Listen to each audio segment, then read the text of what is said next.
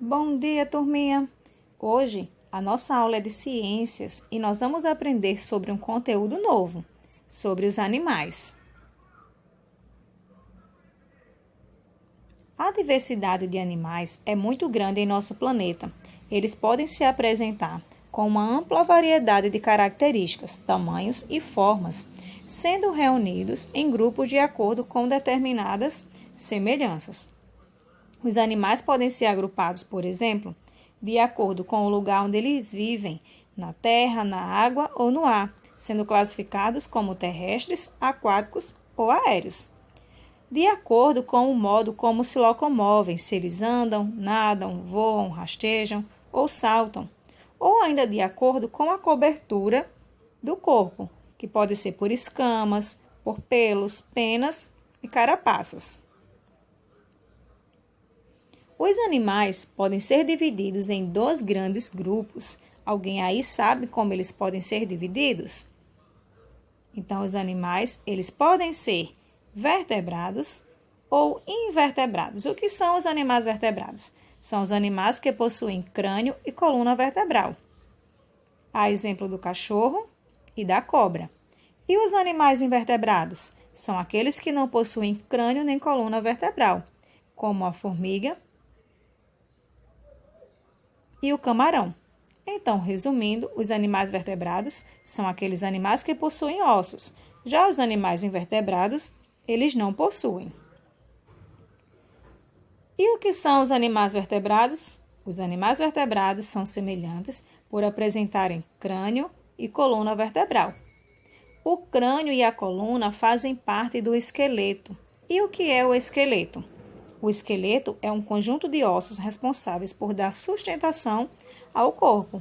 Além disso, o esqueleto protege os órgãos internos, como pulmões e coração. Aqui nós podemos observar o sistema ósseo. Aqui nós temos o nosso esqueleto. Além do crânio e da coluna vertebral, nós podemos observar outros ossos que formam o esqueleto. Apesar das semelhanças entre os animais vertebrados, eles possuem outras características que os diferenciam, sendo divididos em 5 grupos. Então, vamos aprender sobre eles. Nós temos os mamíferos, as aves, os répteis, os anfíbios e os peixes. Então, vamos aprender um pouco mais agora sobre cada um desses grupos. Sobre os mamíferos. Os mamíferos são animais que possuem glândulas mamárias, órgão que é responsável pela produção de leite. Geralmente, o corpo desses animais é coberto por pelos. Os mamíferos habitam quase todos os lugares, a maioria vive na terra. Alguns vivem na água, como é o caso das baleias, dos golfinhos e das focas, mas todos eles respiram pelos pulmões. Aqui nós temos o exemplo do macaco, da baleia, do morcego e do ser humano. Lembrando que o morcego ele é o único mamífero que voa. Agora vamos aprender um pouco mais sobre as aves. As aves são animais que possuem o corpo coberto de penas. Apresentam um bico, um par de asas e um par de pernas. Aqui nós destacamos como exemplo o pinguim, o beija-flor e a galinha. Agora vamos aprender sobre os répteis. São animais que têm o corpo coberto por placas ou escamas. Vivem em ambientes aquáticos ou terrestres. Locomovem-se nadando, andando ou rastejando. São exemplos de répteis: